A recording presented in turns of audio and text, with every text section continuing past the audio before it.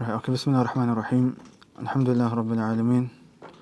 Wassalatu wassalamu ala nabiyyina Muhammad wa ala alihi wa sahbihi ajma'in. Amma ba'd. Alhamdulillah, first lesson back after Ramadan. You had a nice long break.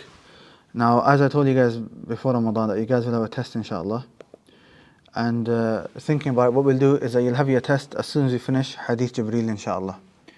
Now, Hadeeth Jibreel, we should finish 3 or 4 lessons. 3 or 4 more lessons. Inshallah, we should finish Hadeeth Jibreel bi'idhnillah. Today what we'll do is that we'll have a revision session inshallah. Okay? Because I know we've taken a lot, so we'll do a revision session. And the revision session starts from the introduction of Imam an-Nawawi rahimahullah, and in the first hadith, and also the Hadeeth Jibreel as well. Okay? Obviously the worksheets that I'm sending out, the first 100 pages is an introduction to Hadith, which is basically the other course that we took. The exam's not on that. Okay? There's no exam on that. Inshallah, the exam starts from, I think it's page 115 on the worksheets, where it says Introduction of Imam an-Nawawi. Imam Nawawi's explanation, or Imam Nawawi's introduction, what he wrote, inshallah. And the revision session normally, as you guys know, I don't let you open up anything or look in. But because we've taken quite a lot, I'm going to let you guys keep your books open. So if I ask questions, you can look in, because we don't have the time to be, spending too long on it, because we've got a lot to take. And I'll try my best to go over as much as we can, inshallah. If there's anything I missed, just let me know, we'll go over it. So the idea today is try to go over everything that we've taken so far, so that I don't expect you to memorize everything today, but at least you're familiar with everything and what could come in the exam inshallah. So then what we need to do is that during the next week, just try to revise as much as you can, and then inshallah we'll take Hadeeth Jibreel. Yawm al-Akhir, we're not going to take too long on it. Yawm al-Akhir should be quite quick, because the issue with Yawm al-Akhir is if you want to go in detail, then that's like another 10 lessons. So the idea is just to go over just an overview of what it is, and just mention what each topics are without actually going into them. Al-Qadr, Qada and Qadr should only be 1 lesson. Ihsan should be 1 lesson, and the rest of the hadith after that should be 1 lesson as well. So then after that, inshallah, then we'll give you an exam on the introduction of an-Nawawi, hadith number 1, and Hadeeth Jibreel, inshallah. Then after that we'll continue with hadith number 3 onwards. And as I mentioned to you before, that it's mainly hadith number 1 and Hadeeth Jibreel where we're going into a lot of detail. After that, each hadith shouldn't be more than 1 lesson. There may be the odd hadith here and there might be 2 lessons, but most of the hadith will just be 1 lesson, inshallah. And as for the timing of the class, we used to do, after Maghrib, but I'm going to try my best to do after Asr, for a couple of reasons. Firstly, after Maghrib it sometimes finishes a bit too late, especially now Isha is going to get later. Isha is going to be at 11, so finishing at 11 is a bit late. And secondly, after Asr we have a longer time as well. So after Maghrib we'll be restricted to just a 1 hour lesson. After Asr we can have a longer lesson. So for example, if today's revision session goes on for 2 hours, we have the time to do that, right? And it goes on to 4 hours, and we can stay to Isha if you guys want. Okay, so Bismillah ar-Rahman ar-Rahim. We'll start off with the introduction of Imam an-Nawawi rahimahullah. Now I'm not necessarily going to read every single thing that he says, right? But obviously his introduction praises Allah subhanahu wa ta'ala, sends salam to the Prophet ﷺ, and so on. Then he gives a small introduction to testifying the Shahadatain, and then he does mention something which I've underlined on page 115, which is that while he's praising Allah subhanahu wa ta'ala and the Prophet ﷺ, he mentions how the Prophet ﷺ was given comprehensive speech. Right? You can see that underlined. So underneath that there was a space for you guys to write what is comprehensive speech. So in Arabic, who remembers what's comprehensive speech in Arabic? Huh? Riyadh? Jawami'u al-Kalim. Jawami'u al-Kalim. Jawami'u al-Kalim is something that the Prophet ﷺ was given, and no other Prophet was given. So there's some hadith of the Prophet ﷺ where he says, I've been given 5 things, and maybe in some narration 6, where he says, I've been given 5 things that no other prophet before me has been given. And from those things he says, وَأُعْطِيتُ جَوَامِعُ الْكَلِمِ, that I've been given جَوَامِعُ الْكَلِمِ, comprehensive speech. Okay. Now what is comprehensive speech? Comprehensive speech is, who knows? Riyad? Where speech is a little, but the meaning is vast. يعني لفظه قليل ومعناه كثير. The wording is little, but the meaning is a lot. Okay, and you guys can see that hadith number 1. إنما الأعمال بالنيات. How many principles and how many different areas did that hadith apply? That's why Imam Shafi'i said that hadith enters into 70 chapters of fiqh. So that is comprehensive speech. By the way, I don't have all of my notes with me, so I can't remember if I miss anything. I'll let me know, or if I add things, then I've added things. But Jami' al-Kalim, Ibn Rajab rahimahullah, he mentions Jami' al-Kalim is of 2 types. Did I mention that? No. No? Alright. You can add this in. He says Jami' al-Kalim is of 2 types. He mentions this in his introduction to the 40 Hadeeth of an-Nawawi. And he says basically, in simple terms, Jami' al-Kalim, he says the first is the Quran. Because the Prophet was given the Quran. The Prophet was given the Quran, right? And the second is the ahadith. Those ahadith which would fall under this definition of Jami' al-Kalim.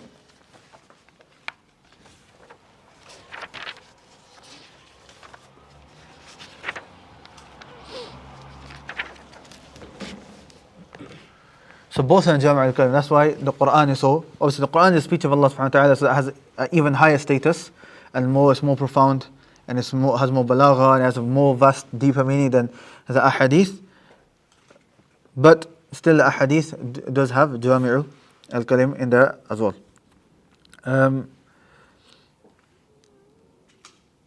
Anything else you mention for this part here?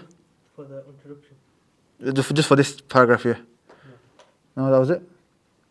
May blessings and peace of Allah be upon the prophets and messengers, the families and righteous people. Did we say anything about that? I don't think so. No?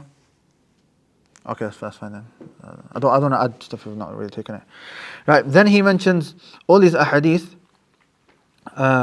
regarding, so let's take the first one. If you go to the next page, the one in bold, where the Prophet said, whoever preserves for my nation 40 hadith concerning his religion, Allah will resurrect him on the day of resurrection among the group of jurists and scholars. Okay, and then he mentions different narrations and so on. So these ahadith, firstly, what do these ahadith show, that all these different narrations?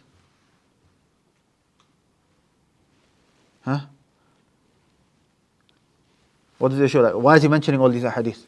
It's the reason for why he wrote the book. It's the reason for why he wrote the book. We're going to get to that. But what these ahadith show? Like, the virtues of gathering 40 ahadith. So books on 40 ahadith.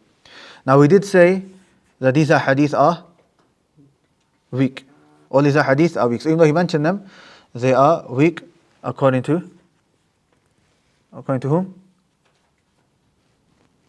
Are weak according to which scholar? According to all of the muhaddithin. Yeah, according to all of the muhaddithin, they're weak. So somebody may say that why is he basing a whole book upon a weak hadith? He's not basing it just upon this hadith. He's got other proofs as well. What's his other proofs?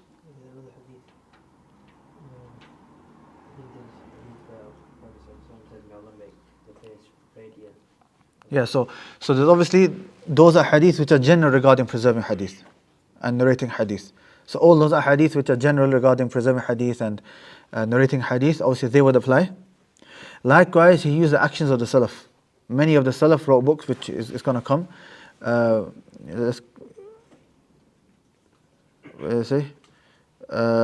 He mentioned the next page, right? So at the bottom of page 116, he says the hadith the scholars have agreed is weak.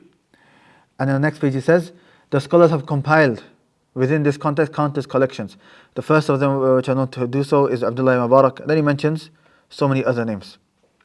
Okay, so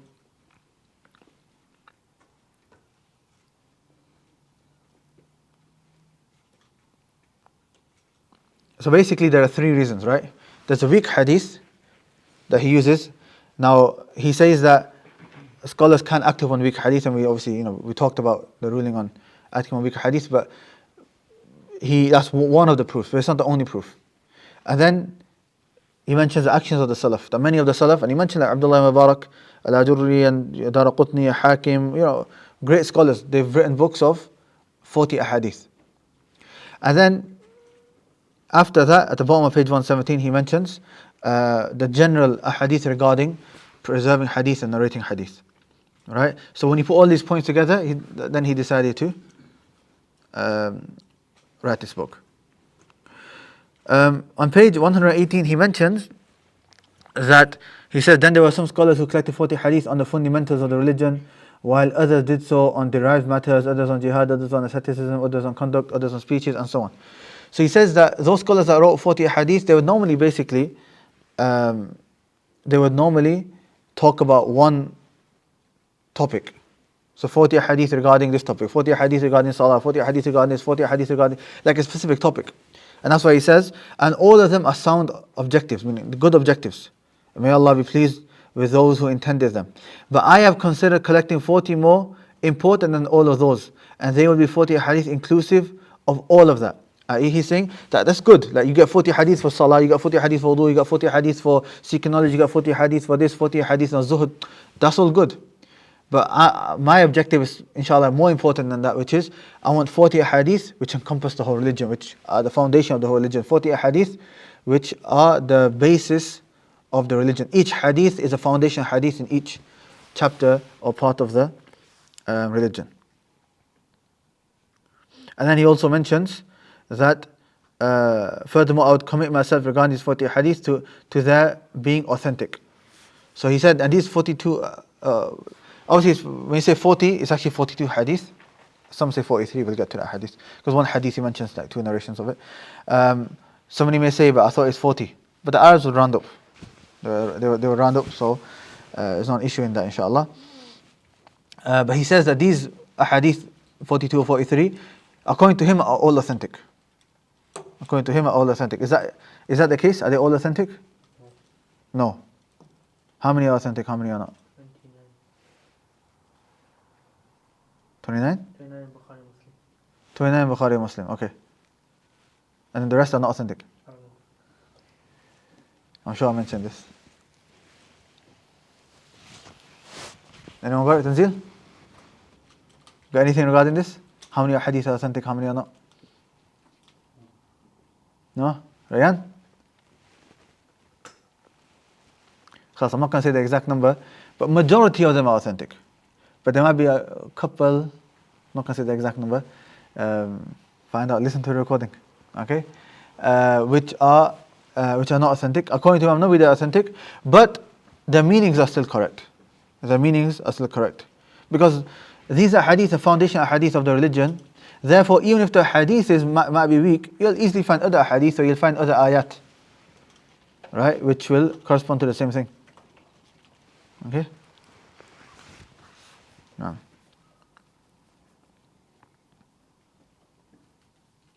Right. Then on page 119, he finishes off the introduction, and I believe after this I summarized his introduction. I said that he mentioned, I think it was 7 points. Anyone got those 7 points down? So basically, after the introduction, I said, look, from this introduction we can learn that his methodology can be in this book, and I think it was 7 points. There are 7 points, right? So what are they? Read them out. The book is 40 hadith. So firstly, 40 hadith. Yani 42, but rounded to 40. What else? Those hadith are regarding the whole religion. Okay, and these are hadith are regarding the whole religion, so they're not restricted to a certain topic. Every hadith mentioned is regarding the foundation of that topic. Yeah, so not only are the different topics, but the foundational hadith in those topics. So when it comes to intentions, إنما الأعمال بالنيات is a foundation hadith in that chapter. There's so many other hadith regarding intentions, having the right intention, wrong intention, but what's the foundation hadith? إنما الأعمال بالنيات. The levels of the religion regarding Islam, Iman, Ihsan, there's ayat, but what's the foundation hadith? Hadith Jibreel. 5 pillars of Islam, obviously hadith Jibreel can come into that, but then we have hadith number 3, and so on. Innovations, so many hadith, but foundation hadith would be hadith number 5, and so on. Now, He said they are all authentic. number 4 is that they are all authentic according to him, and that is the case generally. But there are a couple which aren't, which we'll discuss once we get to there, inshallah. And But even if they are weak, then the meanings are still correct. Now, Majority are the this is number five. number 5. Majority are in Bukhari and Muslim. How many? 29. So out of the 42, 29 are in Bukhari and Muslim. So the ones which aren't in Bukhari and Muslim are 15. Now just because the hadith is not in Bukhari and Muslim, does that mean it's not authentic? No. Right? So this is authentic. Now, He removed the isnad. this is point number 6. Yeah? Yeah. Number 6 is that he removed the isnad. So we didn't read it right now, but in this instruction, he said he removed the isnad. What's the isnad? The whole chain of narration. So when Imam Bukhari would write a hadith, he would say حدثنا فلان عن قال حدثنا فلان قال حدث his teacher, Sahabi, and so on. He got rid of all of that. And he just left the Sahabi. He just left the companion. And that's how most people narrate hadith now as well. Because why? Because this book is a beginner's book. There's no need, like a general person and even a beginner student of knowledge, he just needs to know what to believe. And he needs to know the lessons. He doesn't need to go into all of the narrators right now. In the future, yes. And on top of that, it's a secondary book. Yani if anybody wanted, Arba'in Nawawiyya is not a primary source of hadith. It's a secondary source of hadith. Primary source of hadith will be Bukhari, Muslim, and so on, right? So if somebody wanted to know the chain of narration, he mentions narrator of Bukhari and Muslim and so on. So you can easily go back to those books and you'll find the whole chain of narration, and you got the explanations of Bukhari and Muslim which talk about the narrators and so on. Now, Number 7, after the 42, he mentioned some of the hard words. yeah. So point number 7, and he mentioned in his introduction, is after the 42 hadith, he explained some of the hard words in those hadith. Now, this explanation is not found in every single copy of the book. Allah Alam, I'm not like expert in manuscripts, but I don't think it's found in every single manuscript either. That's why like Shaykh Qasim, if you're memorizing from his copy, he doesn't have it at the end. He does not have it at the end. And I think I asked him once regarding this and regarding some other books as well, like Kitab al-Tawheed al-Masail at the end, in some books. And the Shaykh, he just said that it's not from the asl of the book. Meaning, from what I understand from that is that the manuscripts, the main manuscripts he used, they maybe weren't found in that. That's why he didn't add it in. But you'll find it in some books, and you won't find it in other books. We'll see if we go through them or not, inshallah. Shaykh Usaymi, when he teaches, he has it in his. I mean, they read it. He doesn't really explain it that much, but comments here and there, but we do read it. Okay, so these are the 7 points that he mentioned. Do you mention anything else? Before that, we mentioned stuff. Or what have you missed so far? Actually, the explanation of the book, specialties of the book. Okay, that's the next page.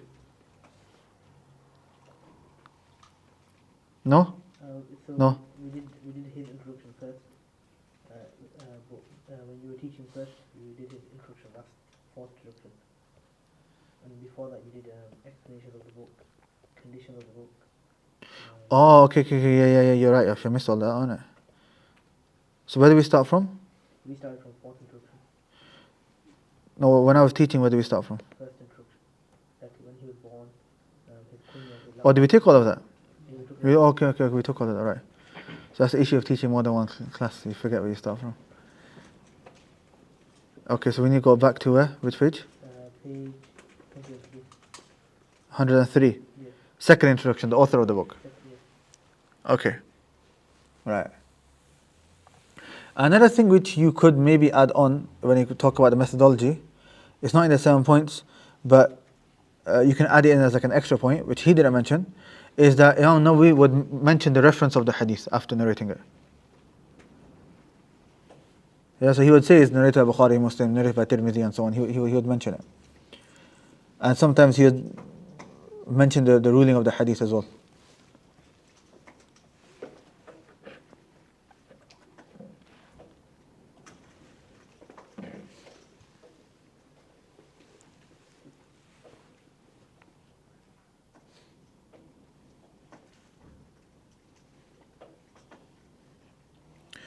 Okay, so page 104. So if you go back to page 104, so we're going to talk about Imam Nawawi himself. Good, right. So obviously if you don't have these worksheets, you're struggling a bit, right? His name, Yahya ibn Sharaf ibn Muri. Obviously got his whole name there, Ibn Hassan, Ibn Hussein and so on. I don't need the whole name. Yahya ibn Sharaf Ibn Muri, an-Nawawi al-Dimashqi should suffice, inshallah. There's two ways of saying Nawawi. You can say Nawawi and you can say an-Nawawi. An-Nawawi, both ways are correct. And why is he called an-Nawawi? It's referring to a place called an-Nawa, which is where? Near Damascus. Near Damascus, good. What was his laqab? Muhyi ad-Din. But he was given this laqab during his lifetime, but he didn't like it. Okay, but if he was given that title during his lifetime, it shows that people acknowledge his station even whilst he was alive, which is rare. Knowing people, acknowledge somebody's status after they pass away, for whatever reason it may be. Sometimes due to jealousy, sometimes it's due to just not appreciating the status. But for somebody to get that status during their lifetime is something great. What was his kunya? Abu Zakaria. Abu Zakaria. And this happens a lot, especially with those whose names are Yahya. They'll take the kunya Zakaria. Because Zakaria alayhi salam was the father of Yahya alayhi salam. Right. His upbringing, you can just read, everything is written here, you can just read that yourself, inshallah. How would you put Abu Zakaria if he didn't have children? You can take a kunya, you need to know children. So I can be Abu anything. Yeah. What's the kunya of Aisha radiallahu anha? Yeah. She didn't have any children. We'll take that. When the Hadeeth number 5, we'll talk about that as well. How she's called Abdullah and she didn't have children. Allah Barak, using that, the Imam Nawawi didn't get married. So we don't need to get married. Right. I've put benefit man dalla ala khair falahu mithlu ajri fa'ilih, that the one who guides to something good has the reward of the similar to the one doing it, on page 105. We mentioned that because of the story of Imam Nawawi was, a man was basically walking past. Imam Nawawi wasn't playing with the people, so he spoke to him and tested Imam Nawawi and realized that he's really bright and clever. So he went to his father and told him that he should make him seek knowledge, and then he went out to seek knowledge. So this guy that was walking, I think he was a sheikh as well, but he didn't teach Imam Nawawi. He just saw potential, and then he advised the father to make him seek knowledge. And then that caused, with the permission of Allah, Imam Nawawi to seek knowledge. So subhanAllah, all the reward Imam Nawawi is going to whom? That man who was just walking by. But because he saw opportunity to guide to something good, then he will gain that good. He will gain that reward as well, inshallah. Talk about some of his teachers, all there. His desire and craving for learning. They say that he used to read 12 lessons a day, and he used to learn 12 lessons a day, and I think teach 12 lessons a day. And so that, if you look at the main thing that you take away from his biography is sincerity, how he was sincere, and secondly, how he never wasted his time. And these are from the two most important characteristics that a student of knowledge needs to have. That's why on the next page we talked about not wasting your time. Okay, his most important works, we talked about these books. The first 5 books are regarding hadith. Then we talk about some of the fiqh books, and then some other books as well. Al-Minhaj, Sharh Sahih Muslim ibn Hajjaj. So, what's the main explanation of Bukhari? Fath al-Bari by Ibn Hajar. What's the main explanation of Sahih Muslim? Al-Minhaj by Imam an-Nawawi. So he's got, and Al-Minhaj you can get in like 6 volumes, 7 volumes, 8 volumes and so on. But Fath al-Bari is what? About 20 volumes, depending on the print. But even though it's, Al-Minhaj is not as big, it's actually considered one of the main explanations of Sahih Muslim. SubhanAllah, his explanations weren't even that long of each hadith, they were quite short, to be honest. In the beginning of the book, they were a bit longer than the end of the book. Towards the end, he just got really concise and so on. But there's a lot of barakah in that book. And it's actually, when I was studying it, was one of my favorite books to read. It's very concise, but to the point, and there's so much fawaid in that book. You got his books, Rawat al-Talibin, Minhaj al-Talibin, Al-Majmu' Sharh al-Muhadhab. Then he's got some books in, some other books. Last book, At-Tibyan fi Adabi Hamlat al-Quran, is a very important book for you guys to study. It's not a difficult book, but it basically talks about the etiquette of the one who carries the Quran, the person of the Quran. A student of knowledge. Okay, it's a very important book, but he focuses a bit more on Quran. In Quran, there's two books that come to mind straight away regarding the adab. This is one, At-Tibyan fi Adabi Hamlat al-Quran, and the other is, I think, called Akhlaqu Hamlat al-Quran, I think, by Imam al-Ajurri. I think it's called Akhlaqu Hamlat al-Quran. These are the two very important books regarding the adab of the Quran. Right, we talked about his aqidah, and he had the aqidah of Ahlul Sunnah walhamdulillah, but in a few, there's a few times where he did ta'wil, he interpreted some of the sifat, but we say that still doesn't make him an Ash'ari, that he's still from the circle of Ahlul Sunnah. Why is that? We mentioned for three reasons. Firstly, we found in his later works statements which indicate that he retracted from that. So we find statements that he retracted from it. Secondly, the reason why he may have interpreted some of those sifat was not the same reason why Ahlul Bid'ah do so. I.e., his methodology was not the same methodology of the Ash'ari of Ahlul Bid'ah. Right? And just because a certain person makes and that's why the third point is that we consider them to be mistakes. We don't consider him to be upon their methodology. So if somebody, right, makes a mistake, and that mistake he now ends up being the same opinion as what some Ahlul Bid'ah would take, does that make a person from Ahlul Bid'ah? No, it doesn't. And Shaykh Salih Sindi would say this a lot, and it's very important. He would say, a Sunni is still a Sunni if he makes a mistake. A person, a Sunni makes a mistake, it's a mistake, but it's still a Sunni. It's just a mistake. Whereas if an Ahlul Bid'ah makes a mistake, if a Mubtadi' makes a mistake, then that is not a mistake, this is because of his bid'ah. Right? Meaning, we have one of the names of Allah subhanahu wa ta'ala. If a Mubtadi' comes and he does ta'wil, why is he doing ta'wil? Because he's from Ahlul Bid'ah, that's his methodology. But if somebody from Ahlul Sunnah comes, and let's say out of 199 names of Allah subhanahu wa ta'ala, or however many names, all of them are correct, but one or two, he makes a mistake, he interprets them. Now, does that make him from Ahlul Bid'ah? No, it doesn't, it's a mistake. We say he was mistaken in this. And there's many reasons why a person could do so. Maybe that was his own ijtihad in that particular name. Maybe he came across some hadith he thought to be authentic. Maybe it's because of the environment that he was in. And that happens a lot. Ibn al-Qayyim rahimahullah, sometimes, because in his early life, in the beginning of his life, he leaned more towards being a Sufi.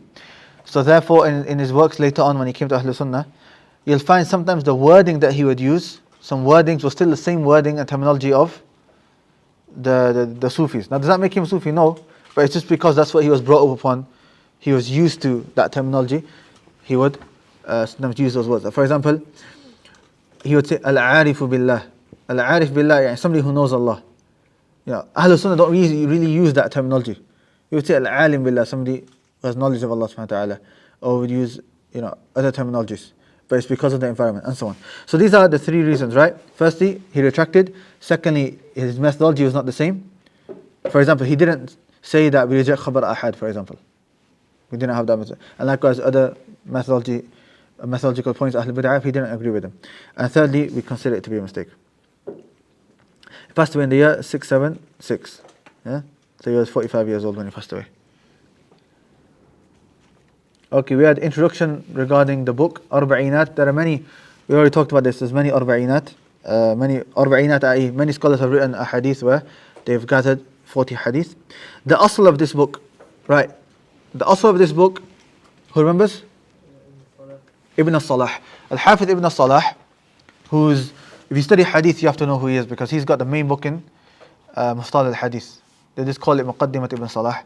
Everyone that came after used that book. Ibn Hajar used it and so on. Mustal al-Hadith, just for a quick summary, it went through three main developments. The first was by Khatib al-Baghdadi.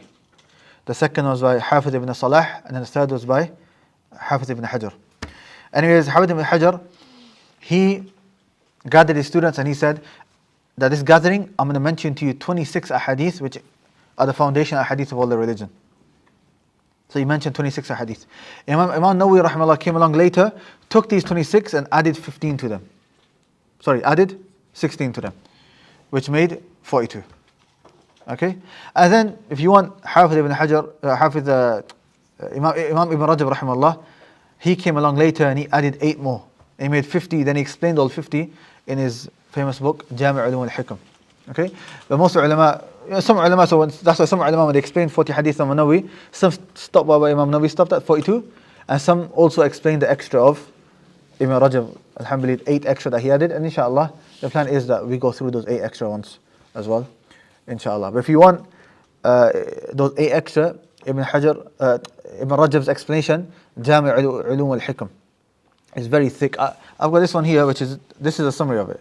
Like, one scholar came and he summarized it, but you can get it in a very, very thick volume.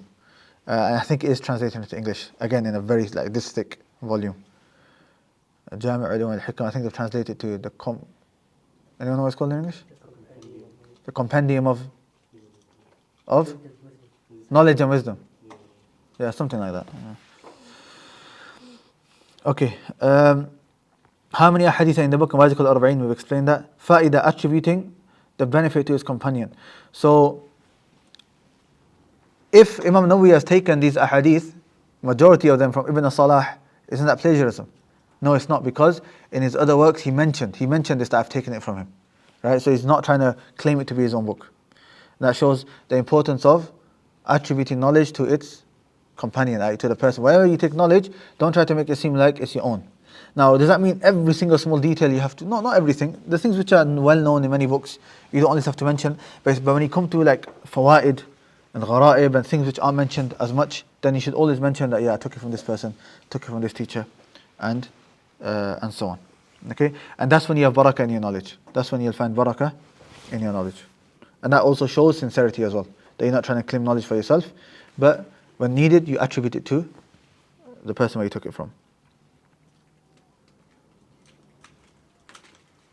Right, the explanations of this book are many. Jami' Ulum al-Hikam Ibn Rajab is the main explanation. It goes into a lot of detail and a lot of aqwal of salaf in there. And then after him there are many other ulama. So many ulama have explained it, especially from the contemporary ulama. Right? Before, like the earlier explanations, you got Ibn Daqiq al-Eid. It's got a good explanation. His is very, very small. I don't have it with me, but it's like very small. And there's many others. Contemporary scholars, you have so many. Ibn Uthaymin rahimahullah. Ibn Uthaymin is nice because he's got kind of he's got everything in there. So all types of fawaid, not just one type. So for example, Shaykh Abdul Muhsin al-Abbad, he's got a very, very nice explanation. His is one which is very nice.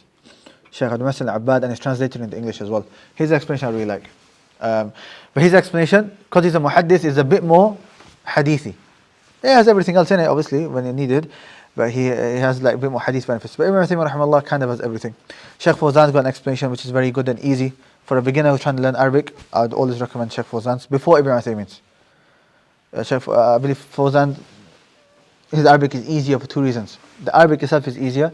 Secondly, the way he explains it is that he takes his time explaining something. So a concept, he'll take his time explaining instead of just mentioning it and moving on. So it allows you to understand it a bit easier as well. Now, any other explanations I mentioned? I mean, there's so many. Abdul Karim al-Khudair, again very good, but is a bit higher. Is a bit more hadithi. I wouldn't recommend it for the first one, but later if you study the book a few times, then you want to add stuff. Inshallah, Khudair. Naam, what else? Ishbili, that's a bit older now. What else? Atara. What else? Ibn Mulaqin. What else? Tufi. Okay. And the ones that we just mentioned right now are a bit more older. And if you just stick to what I said, like if you stick to many Ibn Uthaymin rahimahullah, Shaykh Fawzan's, it'll suffice. It's enough. And Khudair and so on. But Arba'in is that type of book where every time you study it, there's all these new benefits that you can add. All these new benefits. So even what I've done, hadith with you so far, there's easily you can add so much more benefit. Right? Even in like some of the points like takhrij of the hadith and so on, I went later on and read a bit more and then I found more benefits and I was like, oh. I can add even more in, but then I thought, I don't want to add more, it's already a lot. But Arba'in is that type of book. Why? Because for example, Jawami' al-Kalim, he spoke Jawami' al-Kalim. The speciality of this book, what are they? Riyadh? All the hadith you mentioned are considered Jawami al-Kalim. Yeah. So speciality of the book is different to the conditions of the book or methodology of the book. This just basically means now, from an outside perspective, what's special about this book, which is not necessarily in other books. Okay? So the first is, all the hadith in there are considered Jawami' al-Kalim. And there's very few hadith, books like that. Also now contemporary scholars are writing more books and like that. But generally throughout Islamic history, it's one of the few books that focus on Jawami' al-Kalim. Now, what else? Number two, the religion revolves around these hadith. The religion revolves around this hadith now. Number three, majority of the hadith are authentic. Majority are authentic now. And number four, they're easy to memorize. And they're easy to memorize. The hadith are easy to memorize. And you guys should be memorizing. Okay? You should be ahead. You should easily be on hadith 15 by now, minimum. Yeah? Where have you reached? And I went backwards. Went backwards? I memorized that quite a bit a long time ago, so I went backwards. Okay. Tanzil? When I finish, I'll let you know, inshallah. When you finish, let me know. Naeem? 25. Rafiqul? 3. No, Allah Barak is good, but try to be ahead. You know why? Because once you finish Hadith Jibreel, then khalas. But once we get to after Hadith Jibreel, it's going to be one hadith per lesson, then it's going to be a lot for you to memorize. Because every lesson you got to memorize hadith.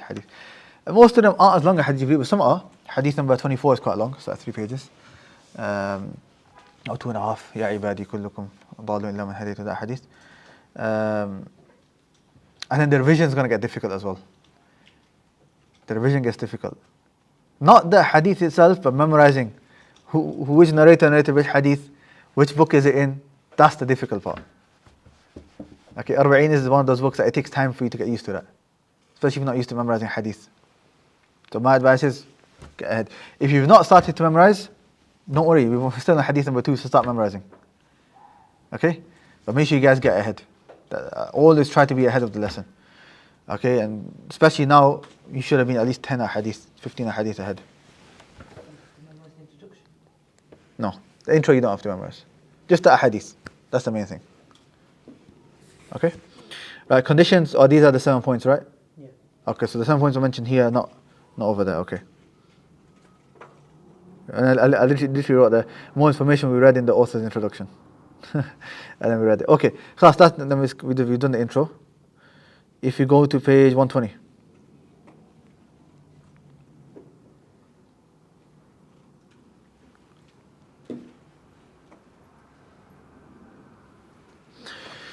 Okay, so our explanation will be an intermediate level of explanation, right? So apart from the hadith Jibreel inna ma'ana bin-niyat, we went into a bit more detail, but the rest of the hadith will be intermediate, meaning it won't be like a simple one where I just spend, because if you want, you can't just spend maybe 10-20 minutes on each hadith and move on, right? So this is the hadith, this is the main benefits from the hadith, and you move on, khalas, right? It's going intermediate, where we're going to talk a bit about the companion, a bit more from the hadith benefits, but not too long where we're going to take 10, like we're doing with hadith Jibreel. That's not going to be that long. Okay. We'll follow the following methodology. So what we've tried to do is the following methodology. The first is tasmi' al-hadith, where I'm going to listen to everyone's memorization of the hadith. Everyone try to memorize. Don't put in your head that it's optional. Make sure you memorize the hadith. Okay? Then قراءة الحديث مع ترجمة. We're going to read the hadith with this translation, so at least you have a general idea. Then تخريج الحديث is where we're going to mention where is the hadith narrated. Is it Bukhari, is it Muslim, is it other places. Then تعليقات حديثية, which is hadith benefits. So number 3 was just mentioning where it's narrated. Number 4 would be extra hadith benefits that we can find. Okay, so like is there something special about the chain of narration, anything like that. Then the station of the hadith, makanat al-hadith, if there is, it may not necessarily be for every single hadith. I will try. Then number 6 will be the narrator of the hadith. Now the narrator of the hadith, we'll just talk. It won't be too much in depth. It'll just be somewhat quick about each narrator, because otherwise, it'll be too long talking about each narrator. That's not the point of the book. But like if it comes to Abu Hurairah, we'll talk about Abu Hurairah a little bit. Obviously, if you guys want more information about each narrator, then I'm sure there's lectures online regarding the life of Abu Hurairah, the life of this narrator, and the Sahabi, and so on. Then, Sababul Wurud, the reason for the narration of the hadith. Why did the Prophet say this hadith? Some hadith there won't be a story behind it, but some hadith there may be. Like, we talked about, in our Niyat, we talked about the Qissat Qais. And is it linked with the hadith or is it not? We talked about that. With Hadith Jibreel, there wasn't necessarily a Sabab al-Wurud, unless you consider the actual story of Jibreel himself coming. We talked about something else which is known as Sababu Tahdith. Tahdith is, what's the difference between Sabab al-Wurud and Sabab al-Tahdith? Sabab al-Tahdith is, why did the companions narrate this hadith? And Sabab al-Wurud is, why did the Prophet narrate the hadith? Why did he say it? Okay, so with Hadith Jibreel talked about the story of the men coming to Ibn Umar. And then number 8 is Gharib al-Hadith. Now Gharib al-Hadith, if the hadith is translated into English, it's not really a big issue because everything translated. But Gharib al-Hadith is explaining the difficult words. So some hadith may have some words that aren't that familiar to people in Arabic, so we'll quickly just mention what they are. Obviously, if it's translated into English already, then your job's kind of done for you. Yeah. And then number 9 is the ma'na al-ijmali. What's the general meaning of the hadith, the general point of the hadith? And number 10 will be Sharh al-Jumal al-Hadith, which is explaining like each sentence of the hadith. Like, okay, we've given you the general meaning, now let's go through it, word for word or sentence by sentence. That's what, in Hadith Jibreel, that's what we're basically on right now. You know, the other 9 points were quite quick, and number 10 we're spending a lot of time on. And number 11 will be Fawaid Ukhra, any extra benefits. Right, so extra benefits where it may not necessarily have been appropriate to mention it at a certain sentence. So any other general benefits that we can take, we'll just mention at the end. So that was our methodology in explaining. What I expect from you to write and complete the worksheets. If you want to use the worksheets, that's, I believe, would be best. But if you don't want to use it and you just want to put your own notes, that's fine as well. Memorize the hadith. In brackets I put for those wanting ijazah, but also even if you don't want ijazah, if you want to be a student of knowledge, memorize the hadith, inshallah. Mannerisms of student knowledge, consistency and revision. Good, alhamdulillah. Right.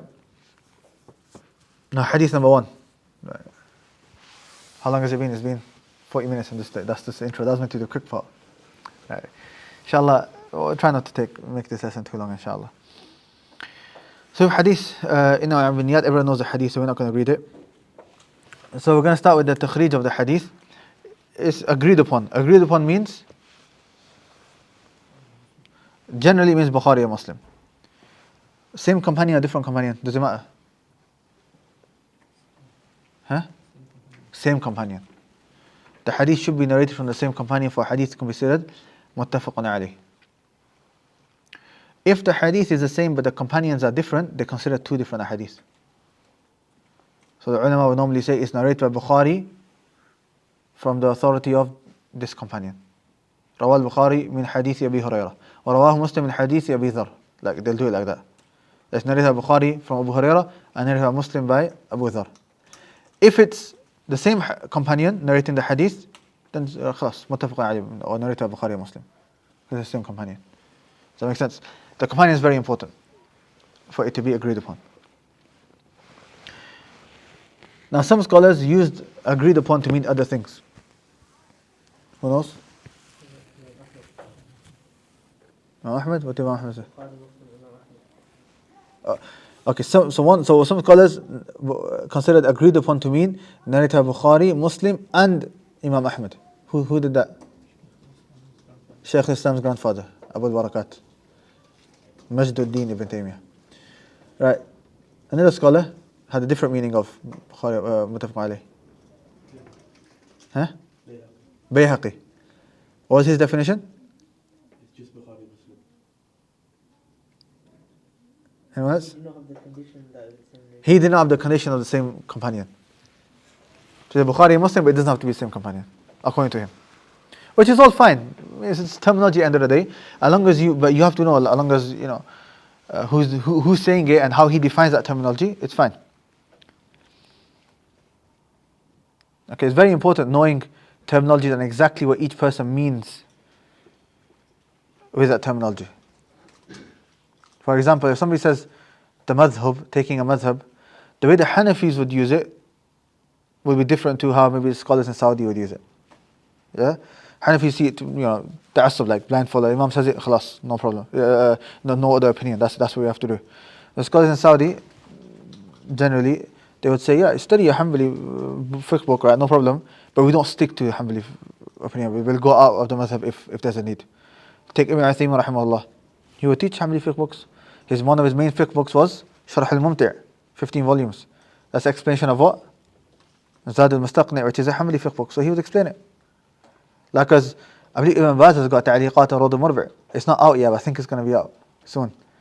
Rawd al-Murbi' is like the Hanbali book which is studied in the different universities. That's the main book which is studied in Riyadh and so on. So if somebody, because we had one scholar come to our masjid in Bradford and I was translating for him, and he was talking about the madhab. There were some people who were upset. Said, why are you just telling us to taqleed and blind follow? Said, he never said that. Said, but yeah, we talked about ago. Did you listen to the whole lecture? Because he explained it as well. And they didn't. Okay? So but the point being is that, because obviously those who are in Saudi don't have that issue of like ta'assub al-madhabi, whereas like fanatic blind following. But those who come from the subcontinent do. So those from the subcontinent, their understanding of this issue is slightly different to those who come from Saudi or other countries, right? So because of that, you need to understand that when somebody says something, why are they saying it? What exactly do they mean? Just because you use the same word doesn't necessarily mean it. So I know one brother was arguing, he said, well, we should call it ittiba'. It's ittiba'. Well, yeah, maybe ittiba'. But at the end of the day, it's a terminology. If somebody uses that and it means something different, you're being a bit more strict on calling ittiba' because of where you're coming from. Because somebody else doesn't call it ittiba', it doesn't mean that he's wrong. He's going, no, it's wrong, ittiba', that's just not Quran, so we should call it ittiba', this is that. Relax, you're coming from that environment, that's why you see it to be more that case. Okay, and that's something very important. I got one brother who he loves to debate and stuff, right? So anytime an issue comes up, he says, so I think we should talk about this issue because people are getting confused and people have doubts regarding this issue and this, that. When you realize it's only the 1-2 people that he's having arguments with, they are bringing it up, right? So he thinks that everyone's got this issue, but it's not the case. And they find somebody else who comes from a different background will have completely different issues. Somebody from a different background will come from completely different issues. So that's very important regarding terminologies, right? Anyways, back to this hadith, right? It's in Bukhari and Muslim. I gave you the numbers before, right? Yeah. So in Bukhari, إنما بالنيات is hadith number 1. Only? No. It comes again in other places in Bukhari. So it comes hadith 54, hadith 2529, hadith 3898, hadith 5070, hadith 6689, and 6953. Yeah? A Muslim only comes in one place. Hadith number? 1907.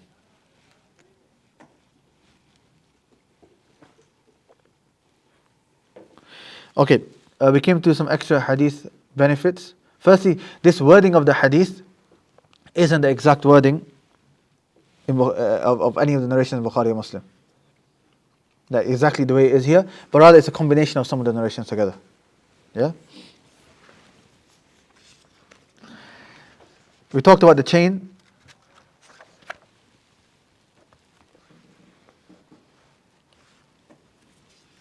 Which is that this hadith has not been authentically narrated from any companion apart from Umar ibn Khattab radiyallahu anhu.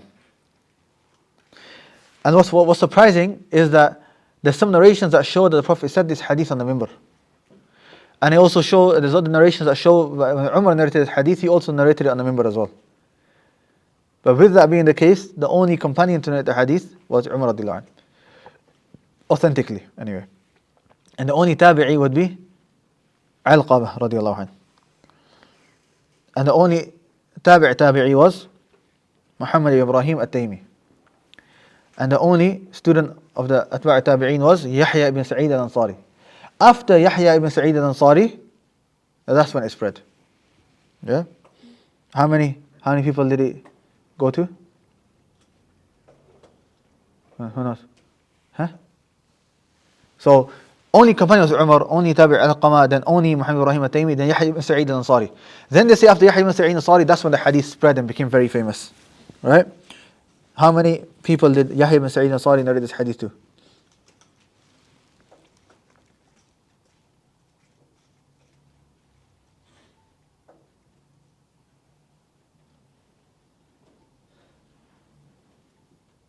Huh? 100. How many? 100. Okay, some scholars have said 700. Right? That was mentioned by Abu Ismail al-Harawi. However, Ibn Hajar, when he came across this, he had a doubt. He said, it can't be 700. So Ibn Hajar did some research, and it didn't reach 100. According to what Ibn Hajar found, it didn't reach 100. But the point is that it became very well widespread after that.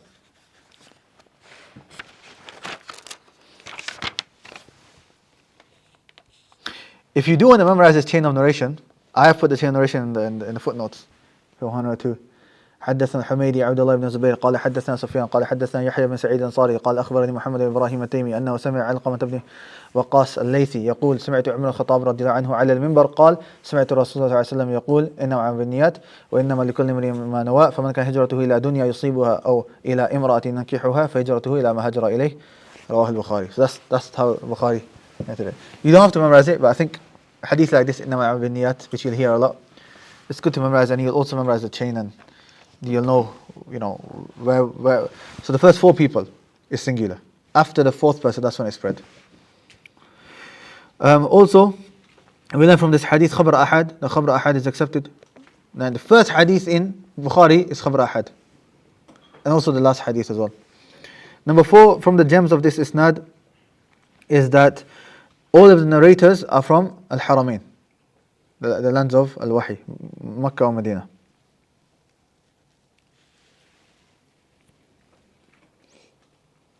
Yeah, if you want to go through it, then obviously Umar radiallahu anhu is from Makkah and Medina, and Makkah and the Hijrah to Medina. Al-Qama is from, who's got it? Medina. Muhammad Ibrahim al-Taymi is from Medina. Yahya ibn Sa'id al-Ansari is from Medina. Sufyan ibn Uyayna is Makkah and Medina.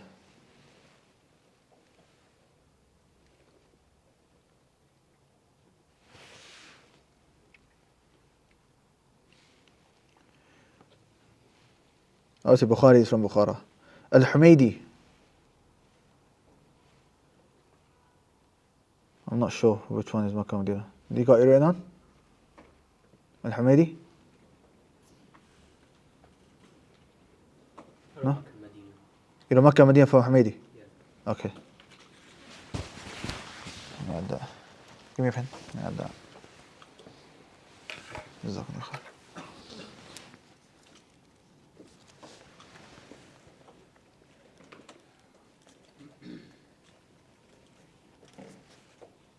Did I say that, yeah? Yeah. I must have got it for someone else. Okay. From the gems of this isnad is that they're all from lands of Wahi. Also, this hadith has different narrations, and Bukhari had many different teachers. But he chose that first teacher was Al-Humaydi. قال حدثنا Al-Humaydi. And the ulama say one of the reasons for that is because his name is Hamd. So he wanted to start by praising Allah subhanahu wa ta'ala.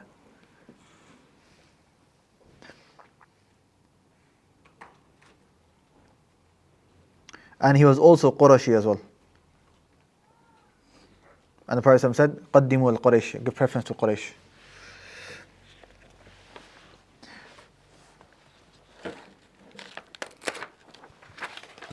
Number 5 is the meaning of the hadith, not specific to this hadith. Like Ibn Uthaymeen said that this hadith has not been narrated by anyone except by Umar, even though it has its importance, but it has many shawahid from the Quran and Sunnah. It has many supporting evidences from the Quran and Sunnah. He mentioned a few ayat, وَمَا تُنْفِقُونَ إِلَّا بِتِغَاءِ وَجْهِ اللَّهِ مُحَمَّدٌ رَسُولُ اللَّهِ صلى الله عليه وسلم until the end. And he mentioned other ahadith as well. But what's important is that the meaning of the hadith is being established by the Quran and Sunnah. Right, the station of this hadith, there's many statements, right? I don't expect you to memorize all the statements, but I might ask you to mention one. Okay? I think an easy one might be Imam Shafi'i's. What did Imam Shafi'i say? So we're on page 124. He says, هذا الحديث ثلث العلم. This hadith is a third of knowledge. هذا الحديث ثلث العلم ويدخل في 70 بابا من الفقه, and he enters into 70 chapters of fiqh. He enters into 70 chapters of fiqh. So it's a small statement, but very powerful. Okay, the others are longer, which we don't have time to mention right now.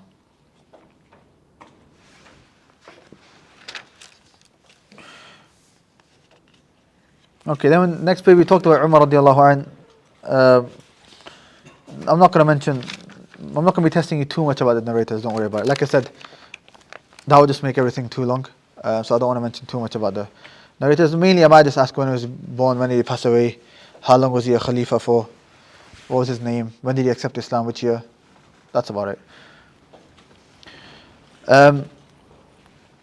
Okay, then we talked about, on page 126, Sabab al-Wurud. We said it's similar to Sabab al-Nuzul. Sabab al-Nuzul is the reason why the ayah was revealed, but Sabab al-Wurud is for hadith.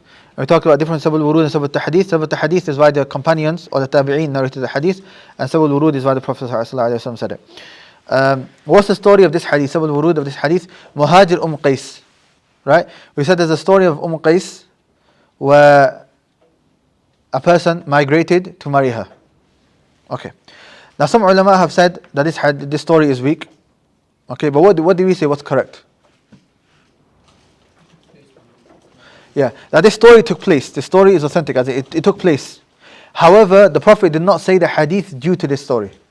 They're two separate events. The Prophet said this hadith, and this was a separate event. There's no proof to show that the Prophet said it for this particular narration, for this particular story. Right, some of the hard words, al-a'mal, niyya, hijrah, yusibuha. Okay, a'mal, you guys know actions. Niyya is intention, hijrah is migration. Yusibuha, what does yusibuha mean? To gain something, good. And yankihuha, to marriage, from nikah, what about nikah? Good.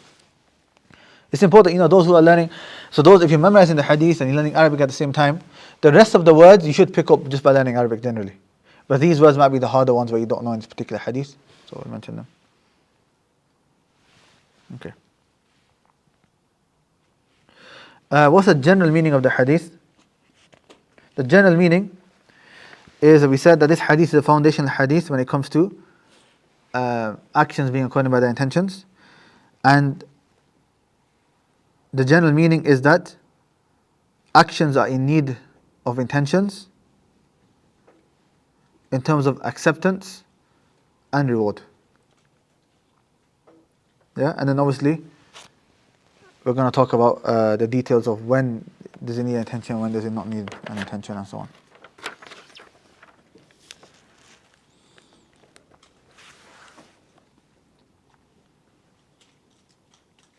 Right, now before we actually started to explain the hadith, we went into a detail regarding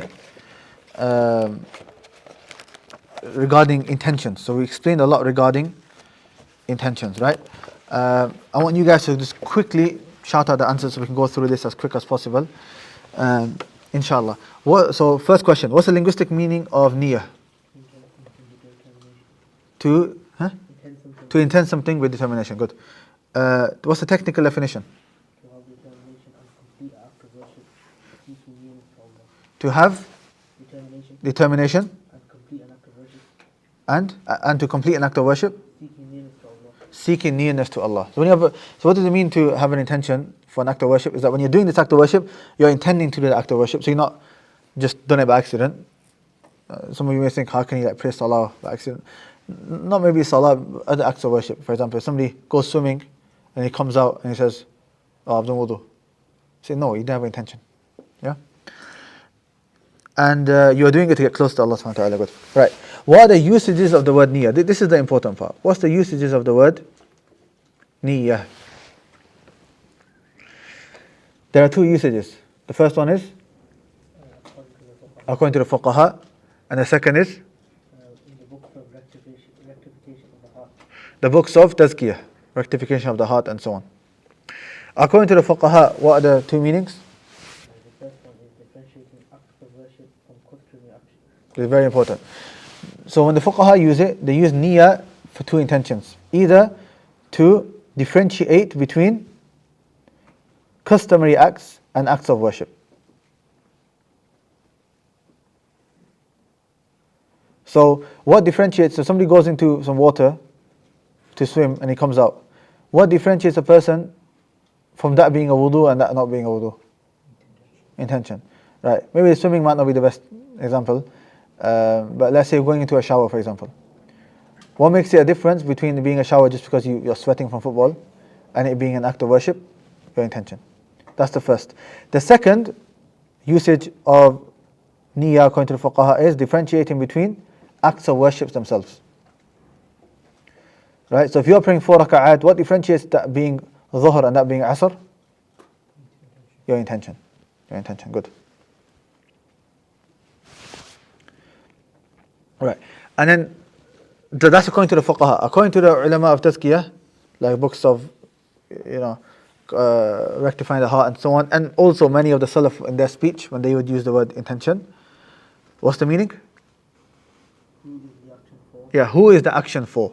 I.e., are you doing it for Allah or other than Allah? Are you sincere or not? That's basically the meaning. Yeah? Right. Anything else from Mr. Riyadh? I don't know why I wrote i.e. one action itself. I don't know. Ignore that. Anything else? I.e., one action itself. Allah. I think it means the action itself. Yeah, the action itself, is it why are you doing the action itself? Why is it done, maybe? Anyway, you guys understand the difference, yeah? Good. Right, then we talk about the ruling of niyyah. What's the ruling? Do you have to have a niyyah? Do you not have to have a niyyah? It's after worship. Yeah. Acts of, I think by ijma', acts of worship, you need, it's a condition. It's a condition. For acts of worship, it is a condition by ijma'.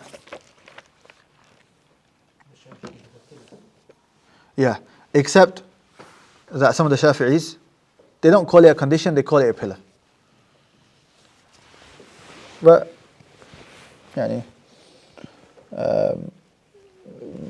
it both comes down to the fact that you need it. It's just terminology, yeah? Okay, the reason they call it a pillar, they say that when you have the intention, you need intention from the beginning till the end. A condition normally starts before. Wudu you do before, right? But if you're praying salah, you don't need necessarily intention like before, like time ago. As long as you sing Allahu Akbar, you just have the intention then. That's why they call it a pillar. But it's not a difference. Whether you call it a pillar or condition, the main thing is that you need it. Okay, yeah? Okay. But there are some actions which do not need intention. Which actions? We said turuk, staying away from things. Right? So you always need an intention that you're staying away from something to stay away from it? No, you don't. Okay? And so for example, izalatun najasa, removing impurities. This impurities is something you should stay away from, right? So if you end up getting impurities on your clothes, and then let's say you throw that clothing on the bed, your mom comes along and she washes it. She doesn't know there's impurities on there, she just washed it. Is that clothing clean now or not? But there was no intention. You don't need an intention. Because impurity is something you got to stay away from anyway. Right. Second is talaq.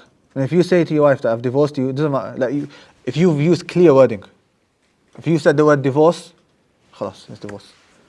Because the Prophet said there's no playing around in divorce.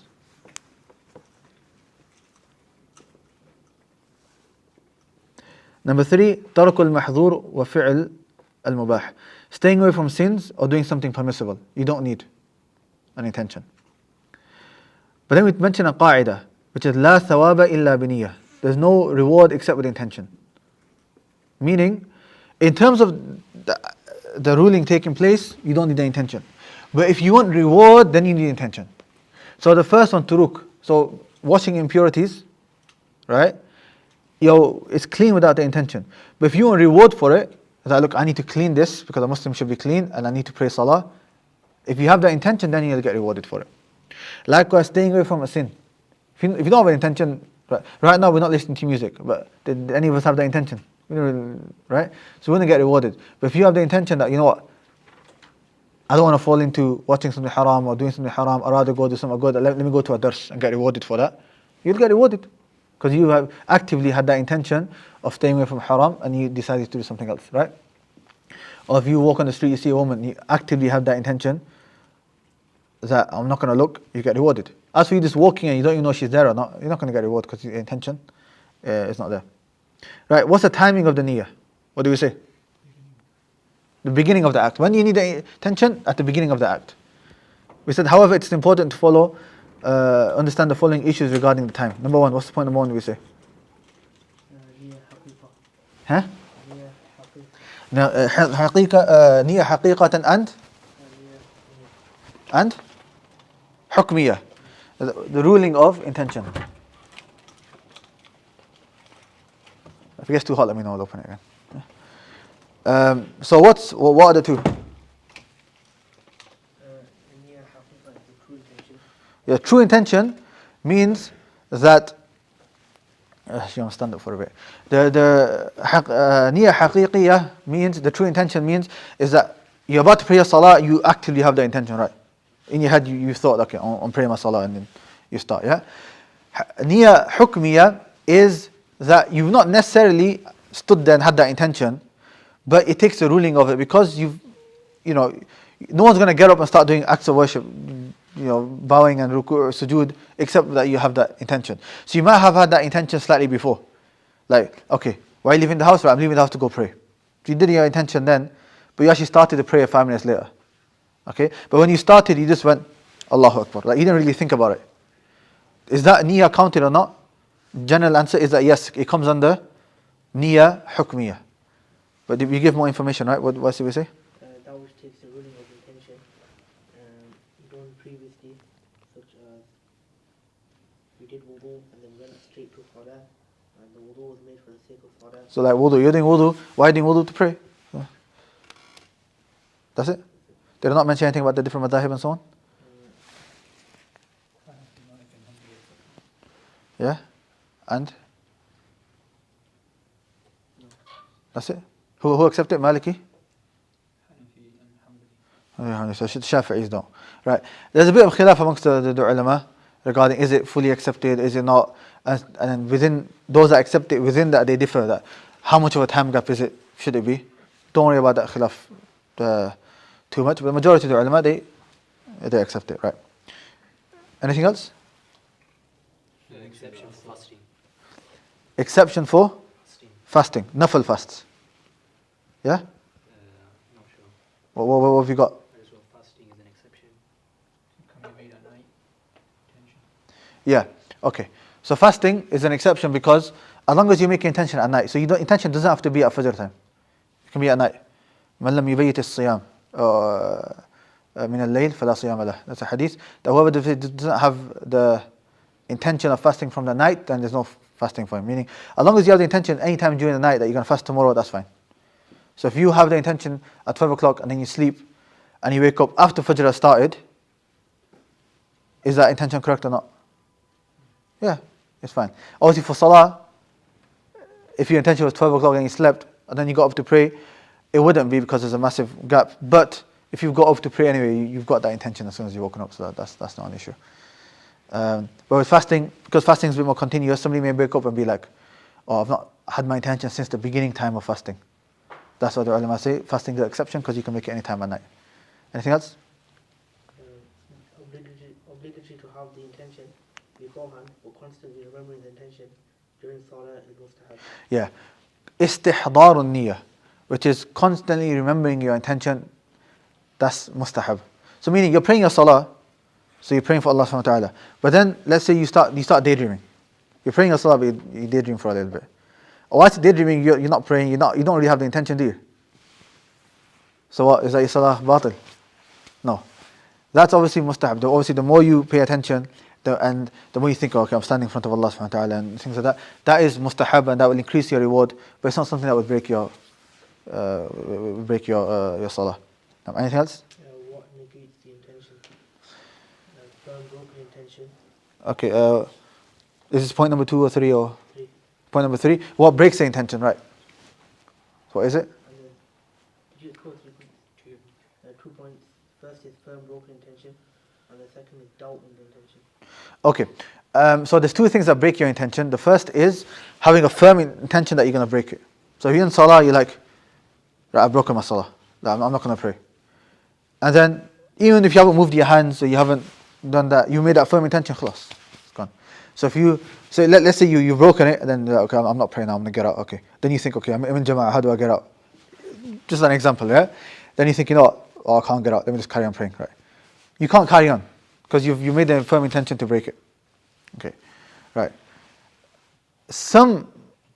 Now it depends on the action. Some actions need a firm intention, but some actions, even if you have a doubt. What example is it for?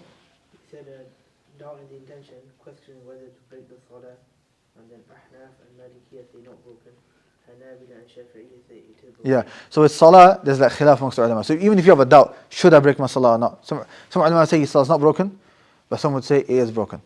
Right? Now, anything else? No. No? Okay. Next thing is the place of the niyyah, right?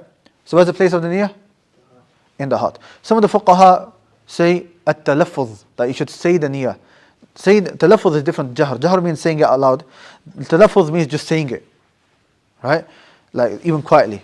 Some of the fuqaha do mention it. However, what's correct is it's a bid'ah. It doesn't matter which fuqaha mention it. It's a bid'ah. Right? Why? Because the Prophet never did it. And the Sahaba never did it. And there's no need to do it either.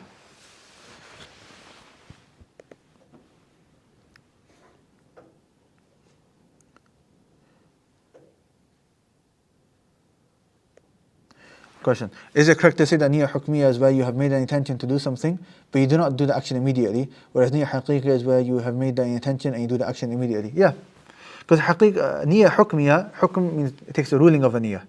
Meaning you've not done it immediately at the exact time, you've done it a bit before, but that ruling would carry on until you do the action. Now, yeah, you could say it like that as well. Yeah.